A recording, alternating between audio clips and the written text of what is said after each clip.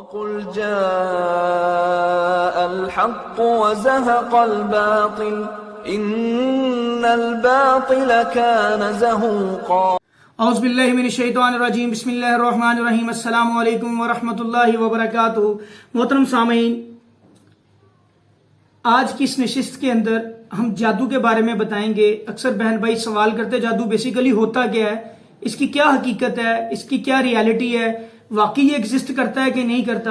میرے پیارے بہن بھائیوں، اس کے بارے میں دیکھیں، جادو نبی کریم صلی اللہ علیہ وسلم کی ذات کے اوپر بھی ہوا، صحابیات کے اوپر بھی ہوا، صحابہ کے اوپر بھی ہوا، اور حضرت سلیمان علیہ السلام کے دور سے یہ ہوتا آ رہا ہے۔ سورہ بقرہ کی آیت نمبر 102 کے اندر بھی اس کا ذکر ہے۔ اللہ تعالیٰ نے 2 فرشتے اتارے تھے، ہاروت اور ماروت، جو لوگوں کو جادو سکھاتے تھے، لیکن صرف اس نظریے کے ساتھ آزمائش کے لیے، مطلب وہ لوگوں کو پہلے بتاتے تھے کہ یہ جو جادو ہے، اس کے سیکھنے سے تمہارا ایمان دین ختم ہو جائے گا، تو اس کو مت سیکھو، تم کافر ہو جاؤ گے، کفر کرو گے، یہ کفریہ کام ہے۔ تو اللہ تعالیٰ نے انسانوں کی آزمائش کرنے کے لیے اس کو اتارا۔ اب میرے پیارے بھائیوں، بیسیکلی جادو ہے کیا، اس کی ڈیفینیشن کیا ہے، یہ کیا چیز ہے؟ جادو ایک ایسا عمل ہے جس کے اندر شیاطین کا قرب حاصل کیا جاتا ہے۔ بڑے بڑے شیطانوں کا قرب حاصل کرتے ہیں لوگ، غلط کام کر کے، شیطانی عمل کر کے، گندے کام کر کے، غلیظ کام کر کے، زنا کر کے، اپنے بچوں کے ساتھ معاذ اللہ اپنی بیٹیوں کے ساتھ زنا کرتے ہیں، پھر اسی طرح مردوں کے ساتھ زنا کرتے ہیں، قرآن مجید کی بے حرمتی کرتے ہیں نعوذ باللہ، اور بہت بہت غلط کام کرتے ہیں جس سے شیطان کا قرب حاصل کرتے ہیں، اور پھر انسان کے لیے یہ جادو کے عمل کرتے ہیں اور شیطان پھر ان کی مدد کرتا ہے۔ اچھا، اب بیسیکلی یہ ہوتی کیا چیز ہے؟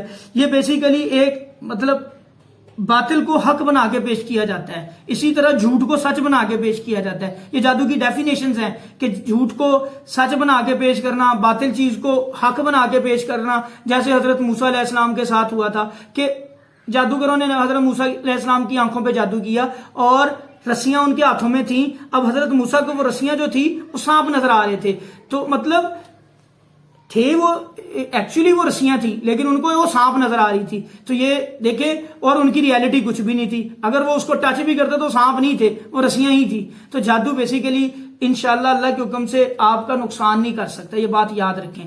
مطلب بعض اوقات یہ ضرور ہوتا ہے کہ جادو کے ذریعے بیماری دی جاتی ہے، لیکن وہ جو بیماری آپ کو مل رہی ہوتی ہے وہ اللہ کے اذن سے مل رہی ہوتی ہے، ٹھیک ہے۔ اور ساتھ اللہ تعالیٰ نے دیکھیں قرآن مجید میں ساتھ یہ بات فرما دی کہ جادوگر کبھی بھی کامیاب نہیں ہو سکتا، چاہے وہ جہاں سے مرضی آئے۔ سورہ طٰہٰ کے اندر اللہ تعالیٰ نے فرمایا، ٹھیک ہے، کہ جادوگر کامیاب نہیں ہو سکتا۔ اٹ مینس کہ یہ جو جادو کرتا ہے یہ کامیاب نہیں ہوگا، اس کا جادو بھی کچھ نہیں ہوگا اللہ کے فضل سے۔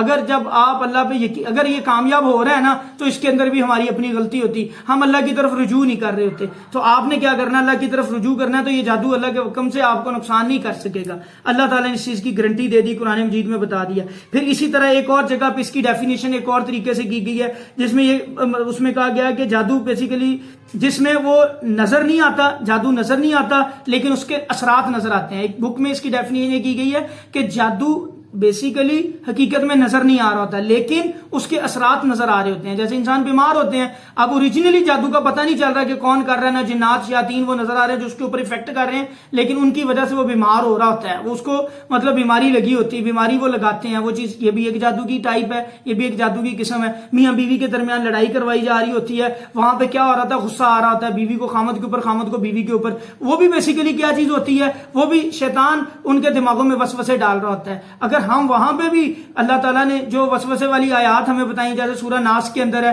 اگر ان کو پڑھنا شروع کر دیں تو وہ شیطان جو وسوسہ ہمارے اوپر ڈال رہا ہوتا ہے، تو وہ اللہ کے فضل سے وہ پیچھے ہٹ جائے گا، وہ اپنا وہ جو عمل ہم پہ کر رہا ہے اس کا عمل ساتھ ساتھ ہی ضائع ہوتا جائے گا، وہ عمل نہیں کر پائے گا۔ تو بات یہاں پہ سمجھنے والی یہ ہے کہ وہ شیاطین اگر یہ وسوسوں کے ذریعے یا ان چیزوں کی یہ جادو کرتے ہیں، ایک جھوٹی بات کو سچی بنا کے آپ کے سامنے پیش کرتے ہیں، تو میرے بھائیو آپ نے بچنے کا بھی طریقہ اللہ نے قرآن میں بتا دیا۔ جادو کی حقیقت میں ڈیفینیشن صرف اتنی ہے کہ جھوٹ کو سچ بنا کے پیش کیا جانا، یہ جادو کہلاتا ہے۔ تو اور یہ ریالٹی میں ایگزسٹ کرتا ہے، قرآن کے اندر اس کی اور صحابہ سے نبی کریم صلی اللہ علیہ وسلم نے اس کی تصدیق کی ہے، نبی صلی اللہ علیہ وسلم پہ خود جادو ہوا، ٹھیک ہے، اور قرآن سے بہت سی آیات کے اندر اس کا ذکر کیا گیا ہے۔ تو میرے پیارے بھائیو، جو ساتھی جو بہن بھائی یہ سوال کر رہے تھے، یہ میرا خیال ہے ان کو اس کا جواب مل گیا ہوگا۔ السلام علیکم ورحمۃ اللہ۔